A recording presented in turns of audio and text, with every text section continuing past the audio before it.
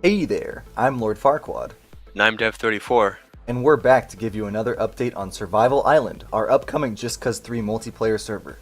First and foremost, we still cannot give a date for the public beta until the 1.1 update for Just Cause 3 multiplayer drops.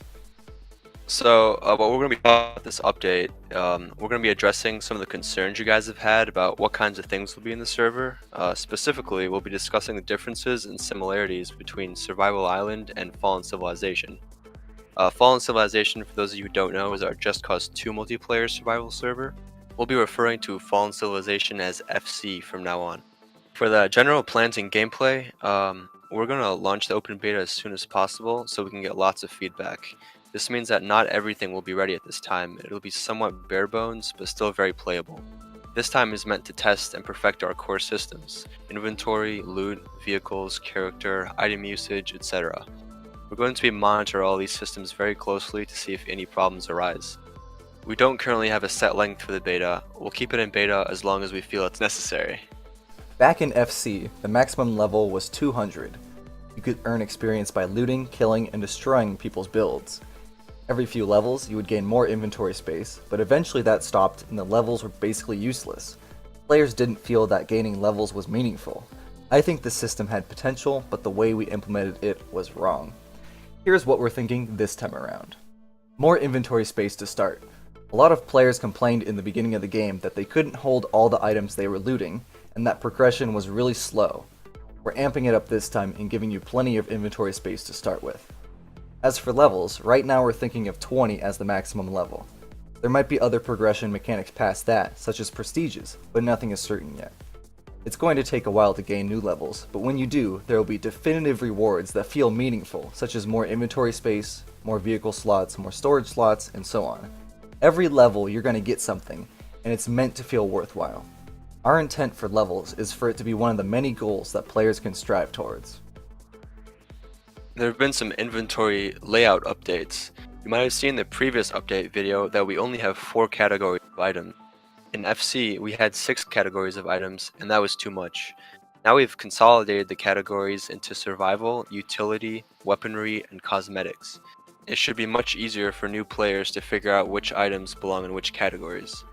We've also completely redone exactly how the inventory looks compared to our previous attempts.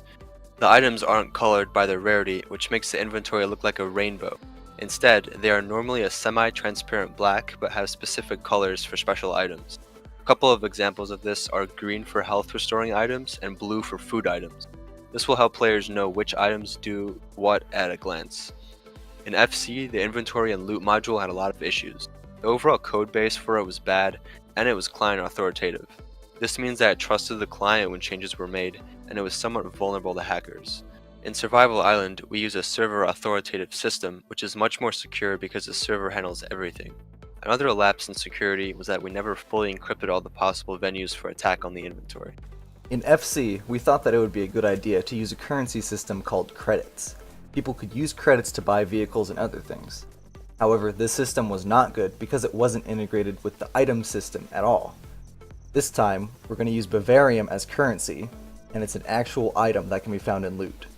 Bavarium can be used to buy vehicles and will have other uses in the future. For the vehicle system, we think that overall in FC it was a success.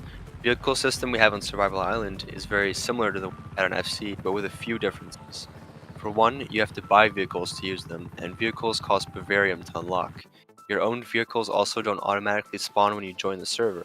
Instead, you have to manually click spawn in your vehicles menu. We're also planning on adding more movement mechanics to the game, just like we did in FC. One system that did not work very well in FC was the stamina system. It unnecessarily limited movement and made it less fun overall to move around. Therefore, Survival Island will not have stamina. We will be using the base game wingsuit in some capacity, but it will be difficult to acquire and be limited in use. For combat situations, we will likely implement a mechanic that causes a player's parachute or grapple hook to stop while they're using it if they take damage. This lets attackers gain an edge if they are able to hit their enemies. For the weapons system, most of the weapons that are available in Just Cause 3 will also be available in Survival. However, rocket launchers and rocket ammo will be extremely rare. All of the different types of rocket launchers are extremely powerful, so we want to limit them to only legendary tier items from supply crates. Supply crates are going to be a core part of the server because they would be the only way to obtain legendary tier items for the time being.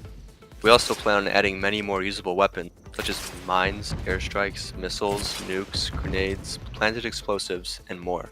Let us know what you want in our public issue tracker. The link to it can be found in the description. FC's crafting system had a lot of issues, and we have seriously thought about if we should even have a crafting system. As of right now, a crafting system is very likely in Survival Island. The way that it would work is completely different though. You wouldn't have to go to find tons of different raw materials to craft stuff. There will be a decrafting part of the menu that allows you to break down items in order to make other items. We'll talk more about this new crafting system in a future update. Building is one of the biggest parts of a survival experience in any game, and one of the things that people look forward to the most. When Survival Island goes into open beta, we will not have building. We want to make sure our core modules, such as inventory and loot, are working well first before we add more features. However, when building comes, we are going to make sure to test it thoroughly before it hits the main server. Our plans for the building system are different from that of FC. In FC, we started working on a land claim system, but then switched to a free build system early on. This caused a lot of different problems for players, and this time we're going to use a land claim only system. You must use a land claim item to claim an area of land, and then you can place objects and build on it. As for rating, our plans are very tentative at this point. One thing that I don't think we did well at all in FC was making every weapon damage builds. This time, we're going to only allow certain weapons to damage builds, such as rocket launchers and planted explosives. This will make rating more linear and make bases safer overall. We might also introduce other rating techniques in the future through other items. We'll have another video covering building more in depth once the time comes.